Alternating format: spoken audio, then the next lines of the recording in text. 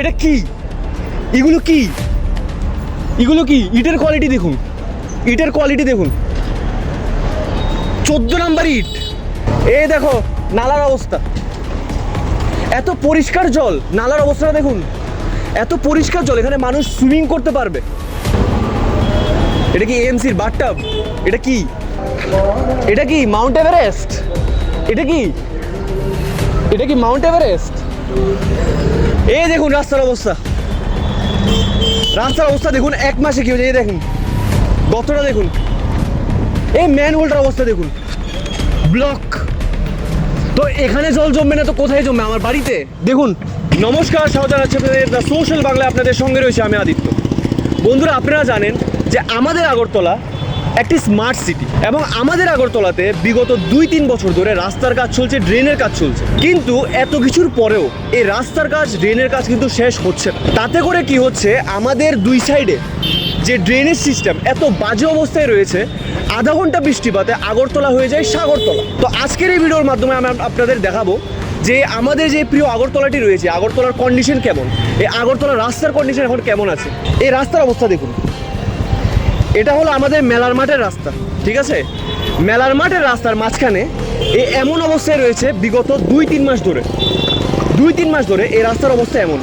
এই তো করে গাড়ি ঘোড়ার অবস্থা দেখুন, মিডলে কোনো ডিভাইডার নেই। গাড়ি যদি একটা অ্যাক্সিডেন্ট হয় তাহলে এটার দায় কে নেবে? এটার দায় কি এএমসি নেবে? আপনারা নিজেই দেখুন রাস্তার অবস্থা।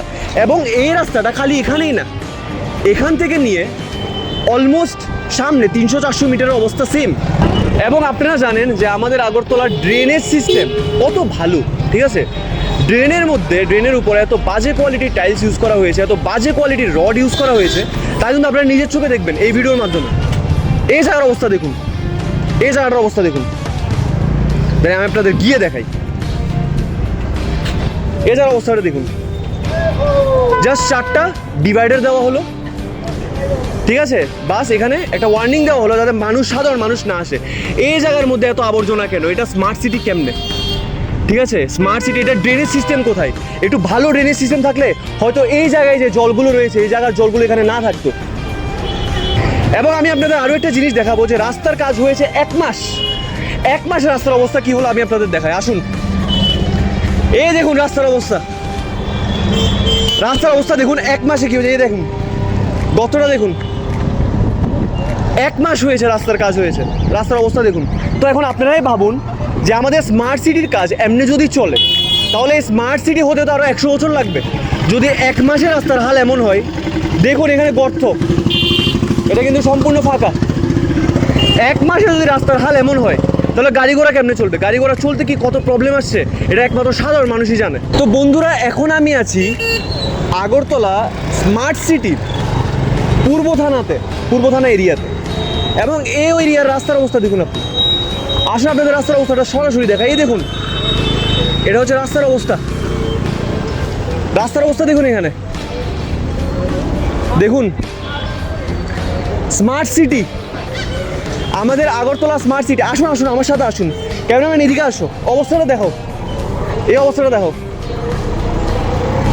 এই দেখো নালার অবস্থা, এত পরিষ্কার জল, নালার অবস্থাটা দেখুন, এত পরিষ্কার জল, এখানে মানুষ সুইমিং করতে পারবে এত পরিষ্কার জলে। নালার অবস্থাটা দেখুন,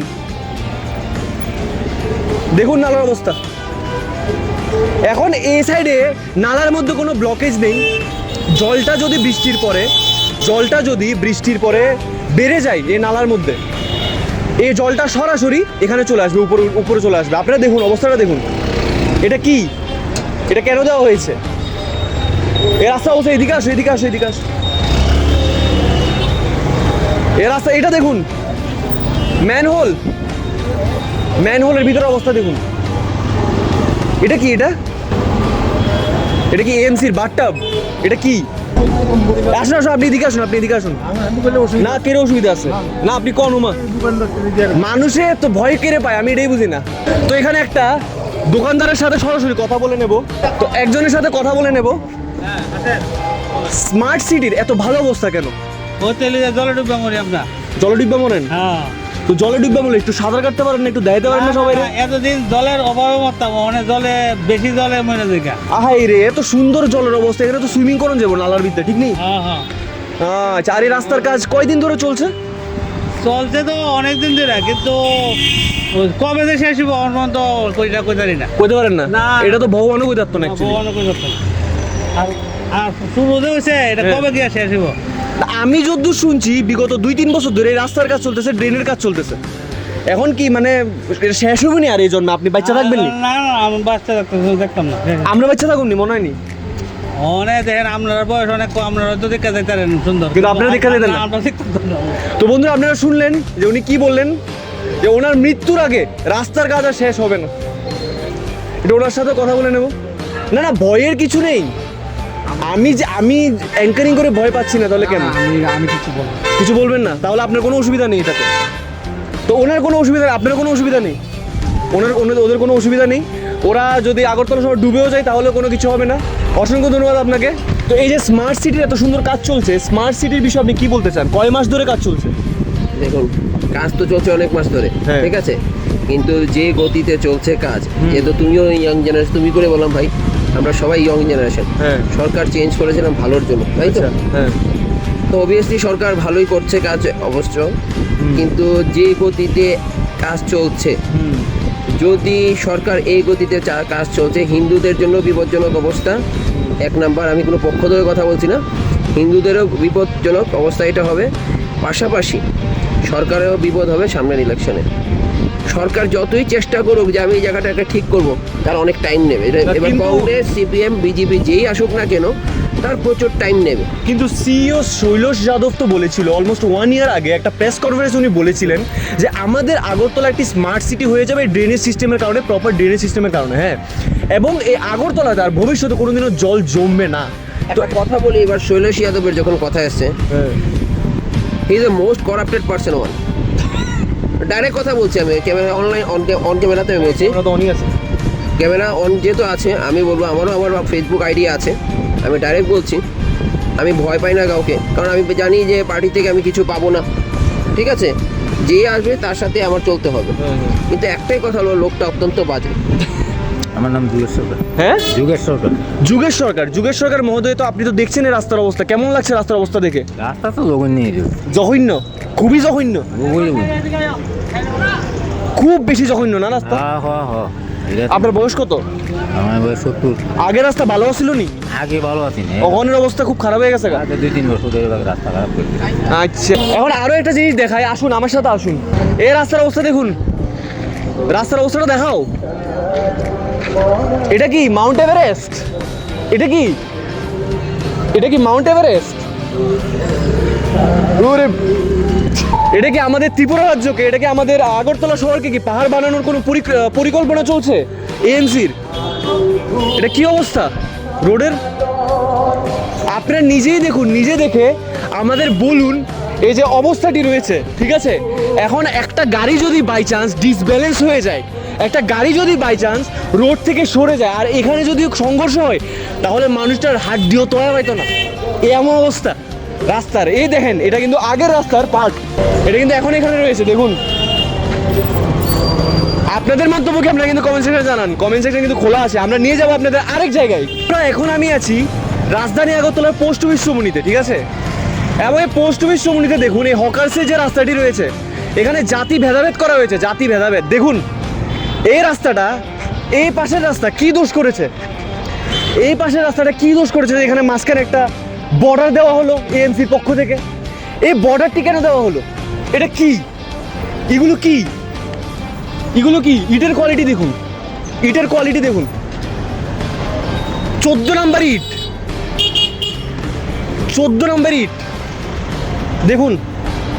জাতি ভেদাভেদ রাস্তার মধ্যে। আসুন এদিকে আসুন, এ দেখুন গাড়ি কেমনে, গাড়ি যেতে পারছে না রাস্তা দিয়ে, দেখুন গাড়ি যেতে অবস্থা খারাপ হয়ে যাচ্ছে। দেখুন দেখুন কি অবস্থা। এবং এই সাইডেরও এই যে এদিকে যে টাইলসগুলো ইউজ করে, দেখুন ভাঙা টাইলস পড়ে আছে। মানে ওরা কাজ তো করে বাট পরিষ্কার করে না, কিছুই কাজ করে যায় বাট পরিষ্কার করে না। পরিষ্কার কেন করবে? আমার কাজ আছে, কাজ করো, আমি কাজ করুন, পরিষ্কার করতাম না, সোজা কথা। দেখুন দেখুন অবস্থাটা দেখুন। কাজের কোনো ফিনিশিং নেই। 14 নাম্বারই টাইলস। এদিকে আসুন, আরেকটা ম্যান হোল দেখাচ্ছি। এই ম্যান হোলটার অবস্থা দেখুন, ব্লক। তো এখানে জল জমবে না তো কোথায় জমবে? আমার বাড়িতে। দেখুন দেখুন পুরো ব্লক।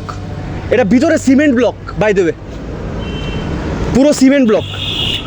দেখুন টাইলসের অবস্থা দেখুন, ভাঙা টাইলস। কাজ করেছে ঠিকই, বাট কাজের কোনো আগা নেই, মাথা নেই, গোড়া নেই, পা নেই, হাত নেই, কিছু নেই। অবস্থা দেখুন, রাস্তার মধ্যে জাতি ভেদাভেদ, রাস্তার মধ্যে। রাস্তার অবস্থাটা দেখুন।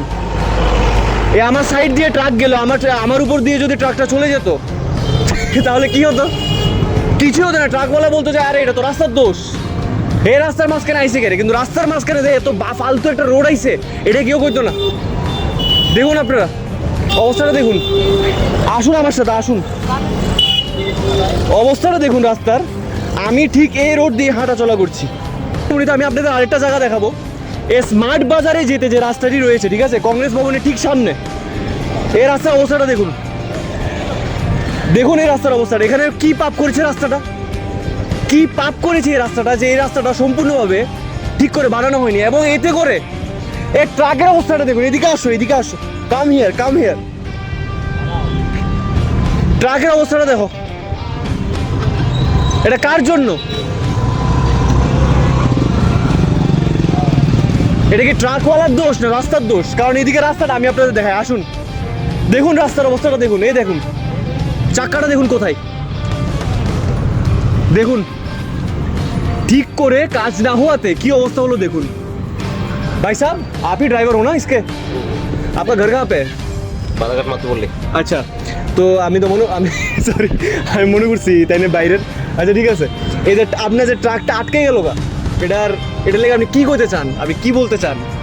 এটা হলে কি কমো কো এই যে যারা মেন রোডে যে তারা যে কাজ করছে যে হ্যাঁ। এটা কোনো কাজের কোনো দায়িত্ব হইলো? এটা তো আমরাও দেখতেছি যে কোনো কাজই হয়েছে না। এবং সেটা এই পেছনের থেকে আমি আইসি গাড়ি লই, সেটা কোনো গাইড আপছে না। এই জায়গায় আইসি মতো ফট করে গাড়িটা ঢুকিয়েছে আমার মাঠের তলে।